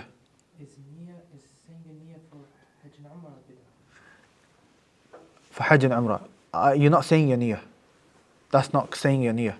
So when you say labbaik Allahumma Umrah, that's not saying your niyyah. When you say Allahu Akbar for Salah, is that saying your niyyah? Or is it something that you say to start the action? Likewise, when you say labbaik Allahumma Umrah, it's something that you say to start the action. Because otherwise your intention would, you know, people have long, I'm praying 4 rakats behind this Imam and this masjid. And, yeah. And even if you say argument, you say, okay, it is a niyyah, you say, khalas, there's a dalil for it. Specific dalil, so the Prophet did it for that, khalas, we do it for that. Okay? But did he do it ever for Salah? Didn't do it for Salah. And with the fact that the Prophet, how many times did he do Hajj? He did Hajj once. How many times did Umrah? 4 times. And we've got this narrated. How many times did the Prophet pray? Right? How many times did he pray in Jama'ah? How many times did he pray at his house? How many times did he pray Nafal? How many times did he pray obligatory prayers? Anything narrated? Nothing narrated. If anything, it would make sense the other way around. Yeah, that if you had it narrated for Salah, but not for Hajj, then there may be an issue of qiyas or something, maybe. Even though the qiyas in ibadat is a separate issue. But it would have made more sense like that. If it was like that. Right? But it's not. We've got it narrated in Hajj and Umrah, we don't have it narrated in Salah. So that further shows that you don't say it. Likewise the Sahaba did it and so on. Okay, we had this question, this graph now, page 130, whether actions are accepted if your niyyah becomes mixed. Right? Who can give me an answer, quick answer, top of the head? This table you should know inside out now. Though some did it, some did it. Rafiqun? Yeah. He knows it? I think so, yeah. So Right, quick, go on. either before the action, during the action, after the action. If it's during the action, then if he fights, Okay, well, it's before the action, then? then it doesn't count. It's not the action, but the act of worship not accepted. Good. And then it's during the action. If he doesn't, what do you say? The dawah shaitan, it stays, then the action is accepted. But if the doubt of shaitan stays. yeah, till the end of the action. So I'm praying salah for Allah, shaitan's put a doubt Yeah. whispered that I should be praying to show off, yeah, and that stays, yeah, then the action is not accepted. action is not accepted. Yeah. And then if he fights it off, then it's split to two. If it's a connected action like salah, then it's not. Then it is accepted. But it's not accepted, and if it's like different parts, then those parts which had the thing unaccepted, but the other parts are accepted. And if it's after the action, then he is accepted, but he should seek forgiveness. Yeah. Good. Allah barak. Right. So what is it? This issue is if your intention gets mixed with something else, then is that act of worship accepted or not? So this could happen either before, during, or after the act of worship. If it's before, you have the intention to show off from before, then it's not accepted, because the reason you're doing the action is for other than Allah, it's not accepted. Afterwards, if it comes after, you've done the action sincerely for Allah, and then afterwards you start showing off to the people, then the act of worship is accepted, but obviously you're sinful for the showing off that you did after. So does it nullify? It doesn't nullify, but some ulama make some exceptions of بالمن والأذى, like Allah says, يا الذين آمنوا لا تبطلوا صدقاتكم بالمن والأذى. It's when you're using the act of worship to basically harm people. So if you were giving sadaqah to a poor person, then later on you come to him and be like, "Oh, do this for me, I'll give you money," then it could nullify your prayer. But generally, your act of worship. But generally, it doesn't. During the act of worship, so you start praying for the sake of Allah subhanahu wa ta'ala, shaitan comes and whispers and tells you to show off. If you fight it off, it's fine. The whispers come to everyone. If the intention continues till the end, so you started after marka', shaitan says you show off to this person, and you happily do show off till the end, then if the act of worship is connected like salah, then it's not accepted. If the act of worship has different parts, then it is accepted. The parts which are sincere are accepted, and the parts which weren't are not accepted. So for example, if I give charity, if I give to 10 different people, the first 5 people I give it sincerely, the second 5 people I showed off. Then each person I'm giving it to is a separate action. The first 5 are accepted, the second 5 are rejected. Good. Right, now we come to the actual explanation of the hadith. Right, let's look at that time. Right, I'm going to start explaining things a bit less and just start pointing, indicating this, like you need to learn this, you need to learn that. I don't want to make the lesson too long. How long has it been? Almost 1.5? No, we started after 6 o'clock. 1 hour 20. I think 1 hour 15, 1 hour 20 maybe. Yeah. Alright, anyways. Okay, the hadith. Right, a'mal, knowing what a'mal means. What does a'mal here? Does it mean every single action? Or does it mean certain actions? Wrong. Riyad. There's 2 opinions. It could be 1 or 2 things. It could be 1 or 2 things. And I've written here. If it means it's referring to acts of worship or legislative actions, then it is very important. Knowing what the meaning of a'mal, okay, I know it says al-a'mal, which means actions, that's what it translates to, but obviously, just because you say a word doesn't mean that you're always referring to everything that word contains, right? If I say to you, do you pray daily? I'm asking you about Qiyam al-Layl. Oh, no, I'm asking you about 5 daily prayers. Okay? So you need to know exactly what is it referring to. What's your question? So does the hadith take both meanings? It could take both meanings. Yeah, it can take both meanings. Ulama, if some would say it takes one meaning, one of the 2, and some ulama say it can take both. Generally, things like this, if the hadith or an ayah can take both meanings, and there's nothing preventing it, then yeah, because Jawami al-Kalim, it can take both meanings. You'll find that in tafsir a lot. Like as-Samad. As-Samad, how many of the Salaf, 5, 6 different definitions? The ulama say, they're all right. Okay?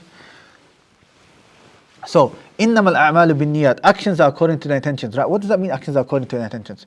So, the first opinion of the ulama is that if actions is referring to legislative actions, like acts of worship and those actions which need an intention, then the meaning of the sentence is, actions are accepted.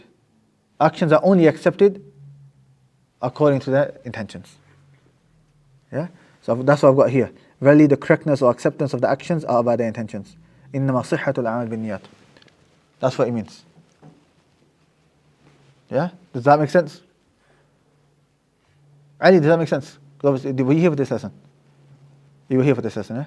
Okay. Anyone wasn't here for this lesson? Right. Does it make sense to you? Good. Right. The second opinion of the ulama, or the meaning of the word a'mal, is all actions. Any action. Whether it's act of worship or not act of worship, right? If they say that's the meaning of a'mal, then the meaning becomes that actions take place according to their intentions, but the reward is according to the intention. Meaning, if you do an act, even if it's a normal act of worship, even if it's a customary act, it takes place. Like you eat, why? Because you're hungry. That's fine. It's taken place. Like it's fine. There's no reward. There's no punishment for it. But when will you get rewarded? Only if you have the correct intention. In simple terms, I know it's a bit technical here. In simple terms, the second opinion is saying is that if it refers to all actions, then you only get rewarded if you have a correct intention. إِنَّمَا الْأَعْمَالُ بِالنِّيَّاتِ, i.e., the actions are only rewarded according to their intentions. If the meaning of the word actions is any action, not just acts of worship, anything else. No. So, sir, when you were saying about the fuqaha, how they define it, so the second one here, the first one there, and the first one here. Yeah. Yeah. That's why I explained that earlier. Okay. And we're going to get the second sentence of the hadith, وَإِنَّمَا لِكُلِّ مْرِئٍ مَا نَوَى, is a definition of intention according to the Salaf and the ulama tazkiyah. So you see, that's why I did that first so that you understand it here. So basically, the two opinions, the first opinion is referring to legislative acts of worship, then which meaning of the fuqaha is it? The second one. The second one, between acts of worship themselves. Good. And the second one, if it's referring to all actions, then it's the first one, where differentiate between customary actions and acts of worship.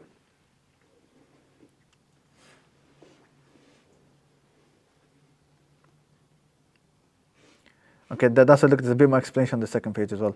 That according to this understanding, the second opinion, is something which completes the action. So if it's a legislative action, then it won't be accepted and rewarded, except by the intention. If it's a normal action, then it's about the reward.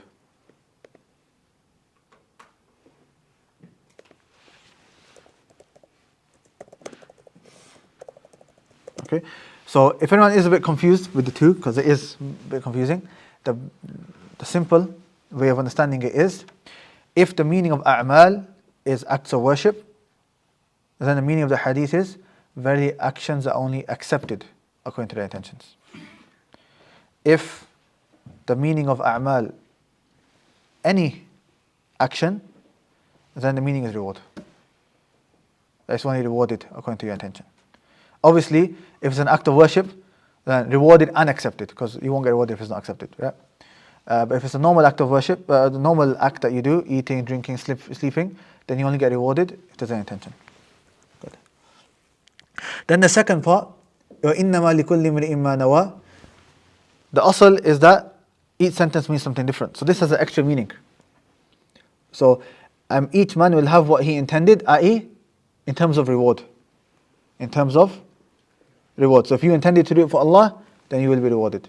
If you intended it for other than Allah, then it's shirk, and Allah will say to you on the Day of Judgment, go take your reward from that person. So here the second sentence shows us the meaning of niyyah according to the scholars of tazkiyah. So if you go back to that, what we did. Okay, that's the bottom of page 132. What did we mention? The difference is the first refers to the actions, the fuqaha, and the second are the scholars of tazkiyah. Okay, then we talk about hijrah. What are the three types of hijrah? The first hijrah is the hijrah in time of the Prophet ﷺ. The second hijrah is from all types of evil and stuff. The third is moving from a non-Muslim country to a Muslim country. Okay. The third type of hijrah, what's the ruling on it? Simple ruling is, if you can't establish the primary symbols of your religion, like prayer, salah and so on, it's obligatory for you to move in the hijrah. If you can, then it's mustahab for you to move. Yeah? Anything else there, right? Let's say anything else? If you are in a Muslim country that has fisk, and you feel... Okay, then we added on regarding sins as well. that even if you're in a Muslim country, but you feel like that Muslim country has got a lot of evil and so on, and it's going to cause your religion to become weaker, then it's better that you move to another Muslim country would be better for you and your religion. Anything else? I can't read my writing. You can't read writing? Rafiqul? Naeem? Anything else? Tanzil? Anything else? Anyone else? Okay. Right, فَمَنْ كَانَ هَدْيُهُ هِجْرَتُهُ إِلَى اللَّهِ وَرَسُولِهِ فَهِجْرَتُهُ إِلَى اللَّهِ وَرَسُولِهِ. How do we migrate to Allah and His Messenger? i.e. by following the legislation. Is it wrong to move to another country to make money or to get married? No. But the reason the Prophet gave this example is because some people will migrate outwardly showing that they're doing it for the sake of Allah, but it's not for that. Right? So somebody, he likes a girl, so he marries and he moves to Makkah. And you ask him, why you moved to Makkah? Oh, I want to pray in the haram every single day. That's the issue, right? That's why it is praiseworthy.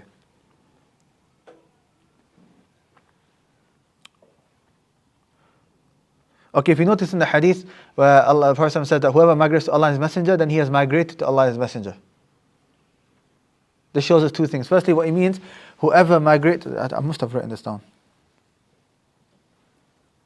No, okay, must have said it. What's the meaning that whoever migrates to Allah and His Messenger, i.e.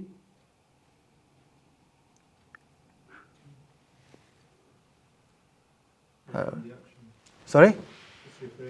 It's referring to the action. Alright? Then he has migrated to Allah and His Messenger, meaning? Reward. So what does it mean that if you migrate to Allah and His Messenger, then you have migrated to Allah and His Messenger? What does that mean? Think about it, even in English we won't say, whatever the condition is, it can't be the same as the answer. Whoever's opened the door, then he has opened the door. No one says that. Right? So what does it mean that whoever migrates to Allah and His Messenger, then he has migrated to Allah and His Messenger? And whoever does those actions, then he will gain the reward. Okay? Also, if you notice, when Allah mentions migrating to Allah and His Messenger, He mentions the reward. He mentions migrating to Allah and His Messenger. But when He says, whoever migrates for a woman or for money, فَهِجْرَتُهُ إِلَى مَا هَاجَرَ إِلَيْهِ, then he will get whatever he migrated for.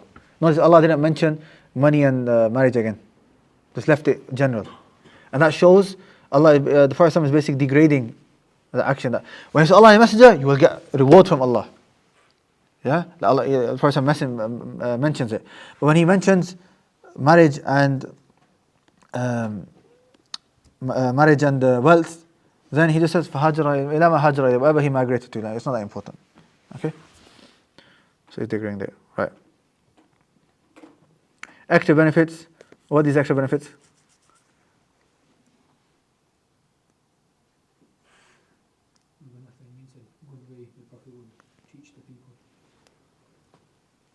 What was a good way? By him breaking it down. Yeah, so one person he will explain stuff and he will give example for both types and break it down and so on. Now, also the importance of intentions, and we should be sincere, and I mentioned a few hadith regarding dangers of that. Number 3, what does intentions student of knowledge should have? 4, removing ignorance from yourself, removing ignorance from others, acting upon the knowledge, and reviving the religion. How to overcome showing off? Quickly. Learning Tawheed. What else? Making dua. What else? Come on, quick, everyone. It's the same guys that's answering. Come on. Not to leave off the action of your showing off. Leaving off the action of, you shouldn't leave it off. If you feel like, I shouldn't pray because I feel like I'm showing off, no, just rectify your intention and then pray. What else? Hiding your actions as much as you can. What else? Remember the akhirah and the reward. What else? That's everything. Okay.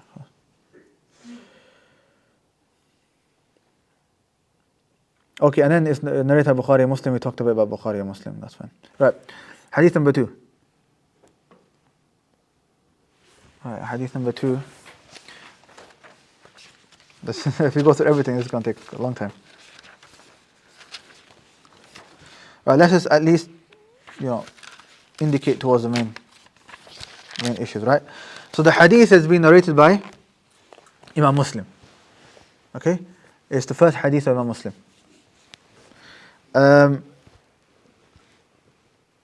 Therefore, the first hadith that we took in our Abaniyat is the first hadith in Bukhari, and the second hadith is the first hadith in Sahih Muslim. Right. This hadith has been narrated by other companions. Okay?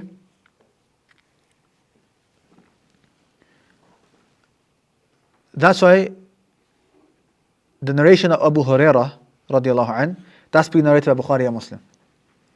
That's been narrated by Bukhari and Muslim.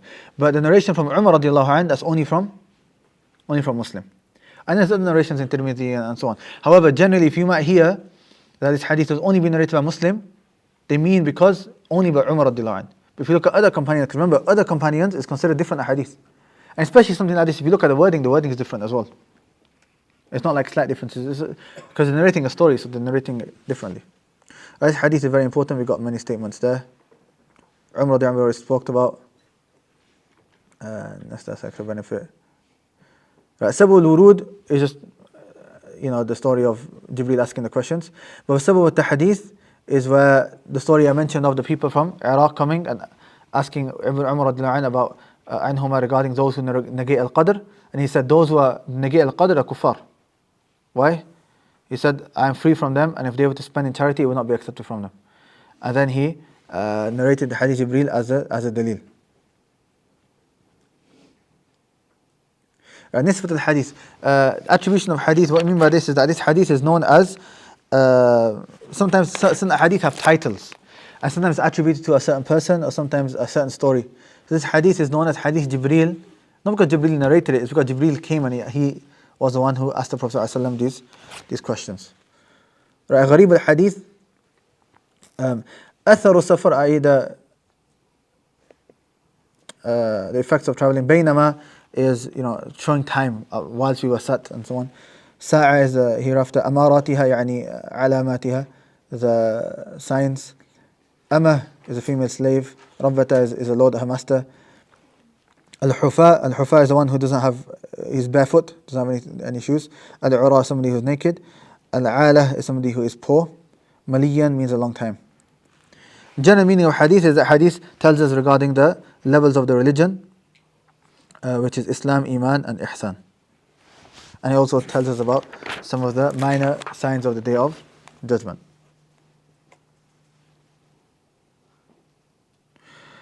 Alright, Umar starts a hadith and he says that it shows that the Prophet ﷺ was sitting with us. This shows the humility of the Prophet ﷺ, how he would sit with the companions. It also shows how the companions would sit and learn with the Prophet, so it shows their eagerness to learn. And it also shows that you can sit with people and you should be sitting with people of knowledge to benefit from them, with the condition is that you don't waste their time. And maybe you can add the condition is that you have the etiquettes of knowledge as well. Now, okay. Who remembers the difference between mubham and muhmal?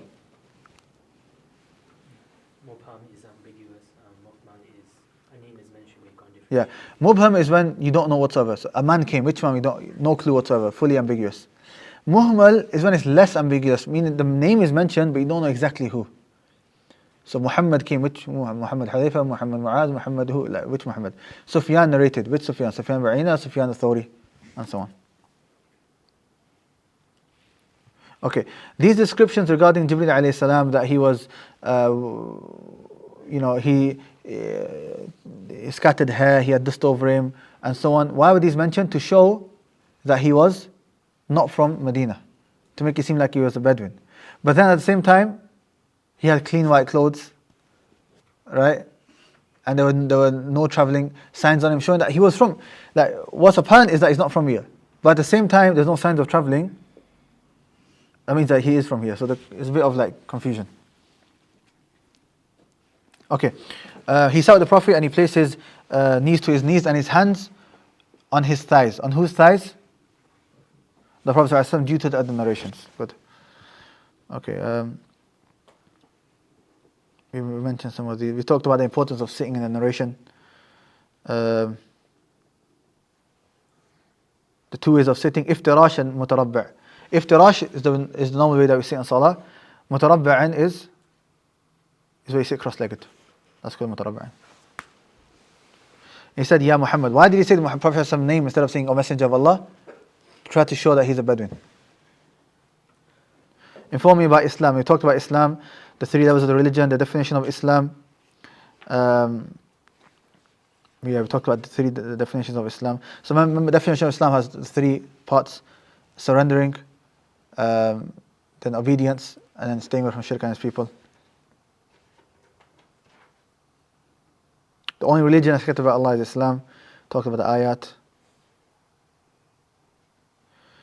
Then the first part, which is Islam and the 5 pillars of Islam, we said the 5 pillars of Islam we will explain in the next hadith. Then he was astonished, فَعَجِبْنَا لَهُ يَسَأَلُهُ وَيَصَدِّقُ, because Jibreel said sadaqt, that you are correct. So the companions are confused. Who's this guy saying to the Prophet that he's right? Then we started to talk about Iman, right? We had a lot of issues regarding Iman that we talked about. Okay? The linguistic meaning of, okay, now I'm not really going to go into them, the issues, but just quickly inshallah. Iman, linguistically, Iman, what does Iman mean? It means tasdeeq, which is what? Believing and confirming. But it's just any type of belief, or it's belief with something. I believe with contentment and with certainty. Right, many of the Salaf explained Iman Islamically to mean qawlun wa amal. Qawlun wa amal means قول القلب واللسان وعمل القلب والجوارح. The speech of the heart and the tongue, and the actions of the heart and the limbs.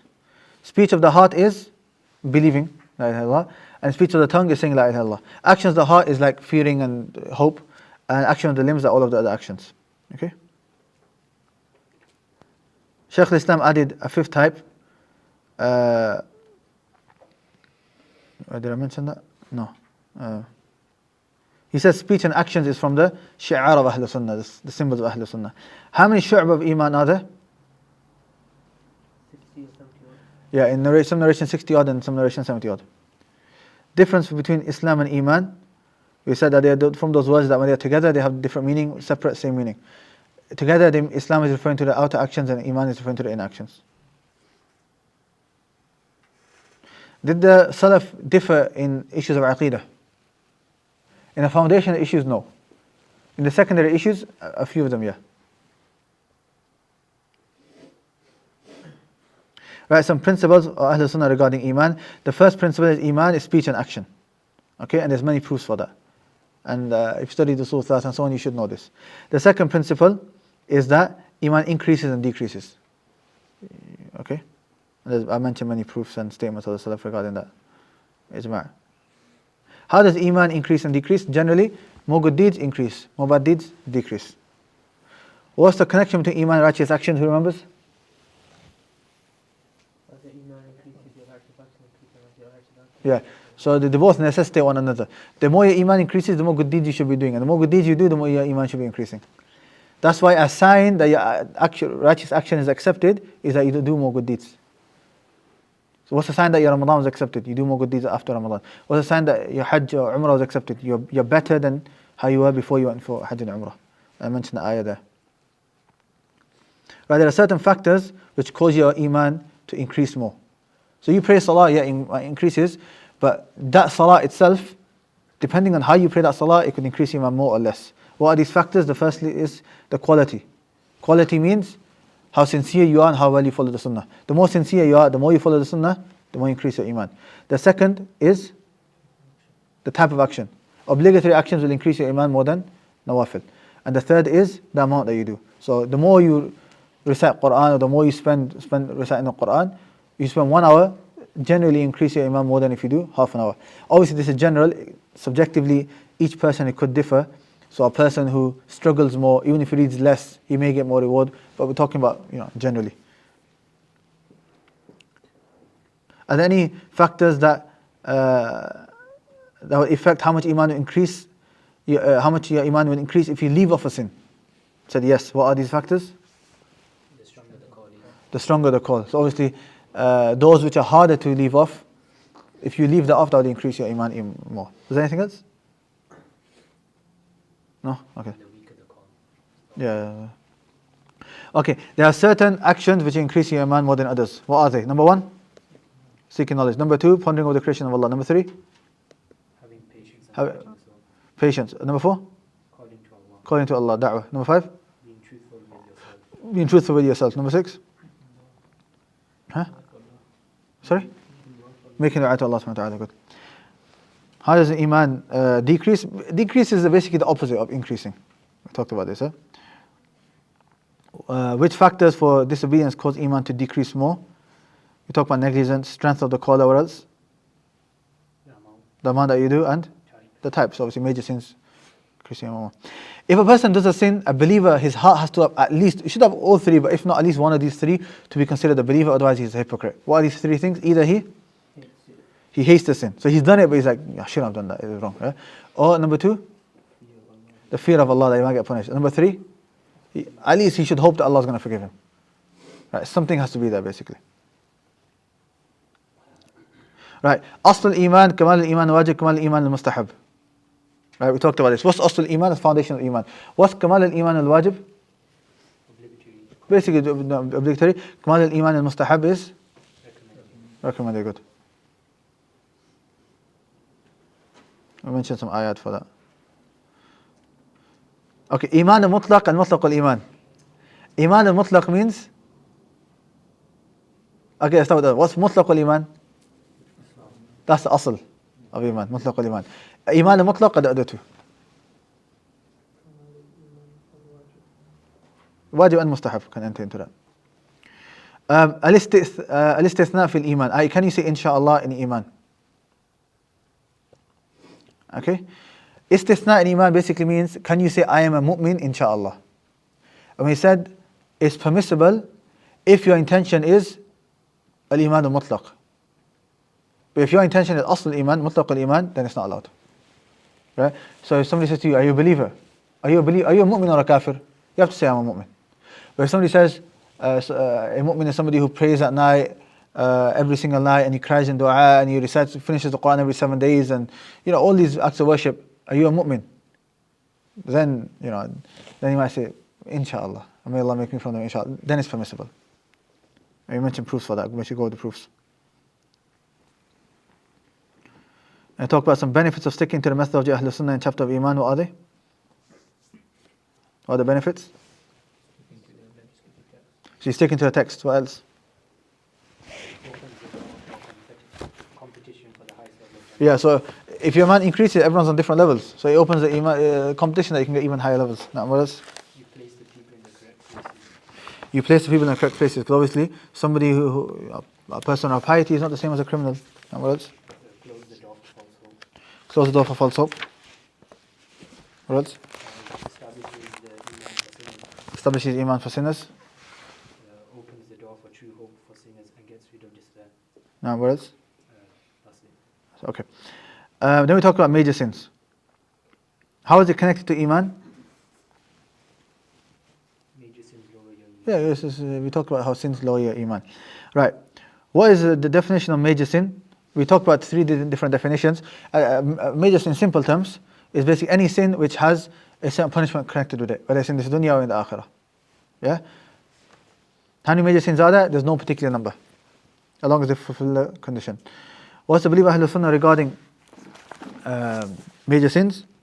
We said four things. Firstly, is that they decrease your iman, and a person who does major sins, he's upon danger. But number two is that he's not a kafir. It doesn't make him a kafir. Number three, on the day of judgment, you're under the will of Allah. If Allah wants to punish you, He can. If He wants to forgive you, He can.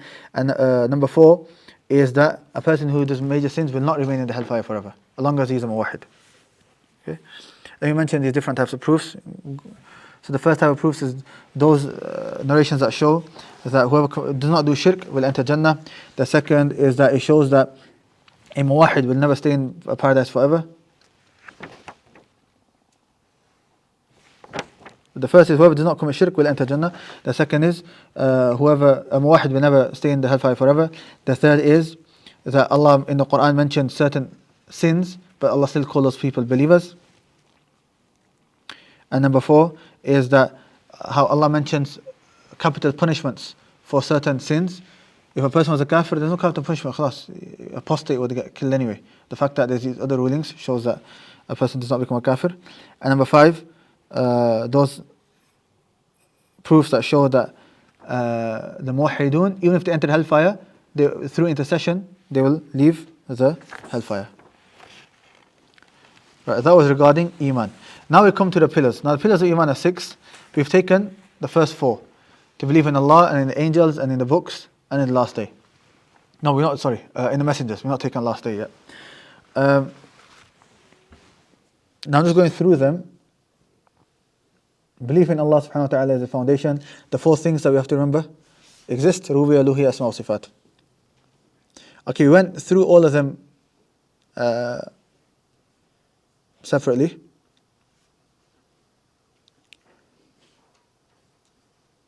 Okay, we talked about the proofs of the existence of Allah, the five main ones.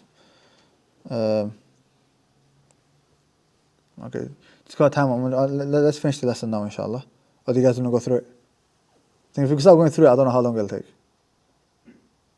Huh? Khas, but let's indicate towards it, and you guys can just read it properly, and your brain's probably fried by now. Huh? Or you guys okay actively? You okay?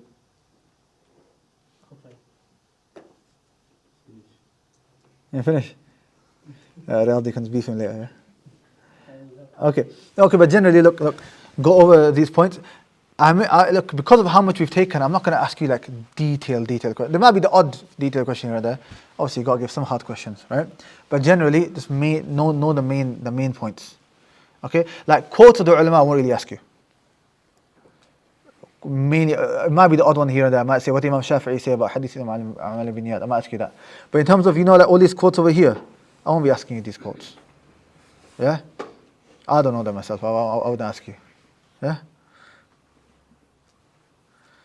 The third proofs Adilla Shar'iyya, Ayatul Anbiya, Ijabat al-Da'awat, Adilla Ilm Hadithiyya. Okay, then we talked about Tawheed. Generally, Tawheed, make sure you go over this properly. I'm going to ask you questions about Tawheed. Definitions, types, what's the proof of splitting Tawheed into these three types? We talked about each one.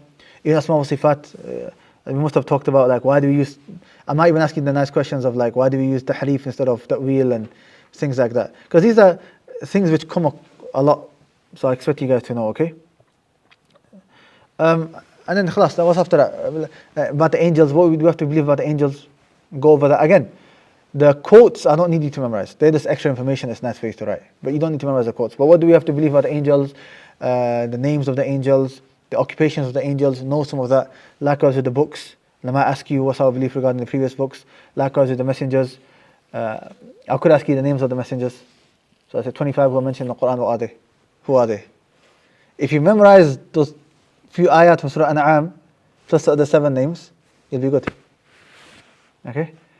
And then, yeah, Malaika, Kutub and Rusul are similar. Like the topics and questions we took for each of them are similar. Yeah, that's it. If you want a tick list of what to know, obviously it's the worksheets and all the questions which are there. Let's go over that, inshallah. Right. Any questions? With regards to you mentioned here that some scholars say there's no major sins, and you use that to disprove that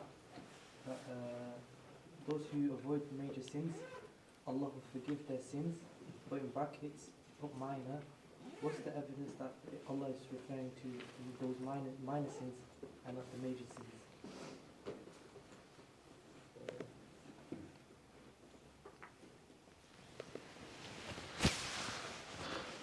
There's different ayat.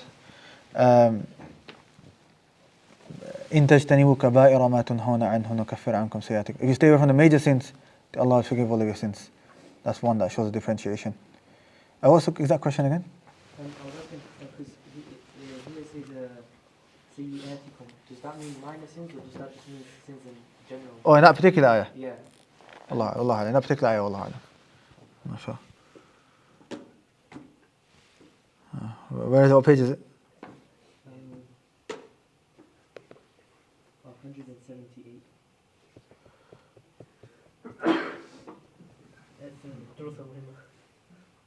We were just asking about the answer for the question.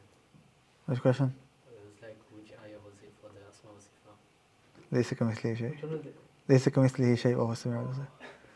I thought وَلِلَّهِ الْأَسْمَاءُ الْحُسْنَى فَادْعُوهُ بِهَا. I mentioned that enough times. ليس كمثله شيء, bro. That's the. So you Just also do- asked them to write the entire film out. Yeah, Do you mean Arabic or English? Arabic. But if you wrote it in transliteration, it's fine. I wrote it. No, because if you're memorizing that poem in English, that's just. It doesn't rhyme or anything. That doesn't defeat the purpose. That's what I was thinking. Page 178 under what? It's this. Oh, okay.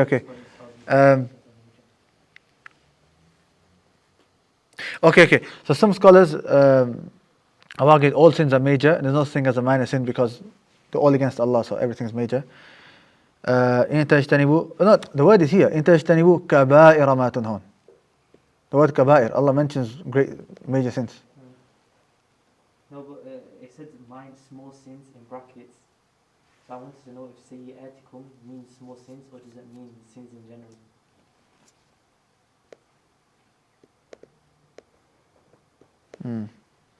Allah, I'm not 100% sure. I'll double check that.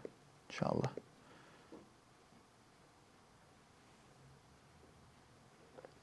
Somebody said, do you have advice on how to stay consistent with revising as I'm struggling?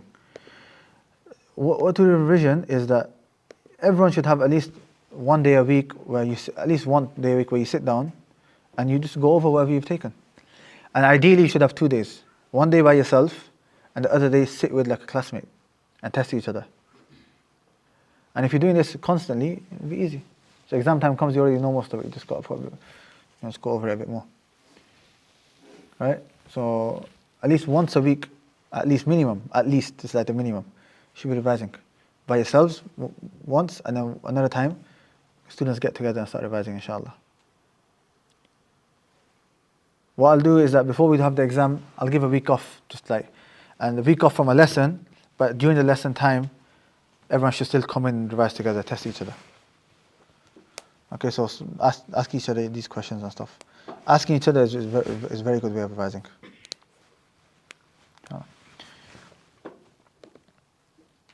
Right, anything else? No? No, where's the book on?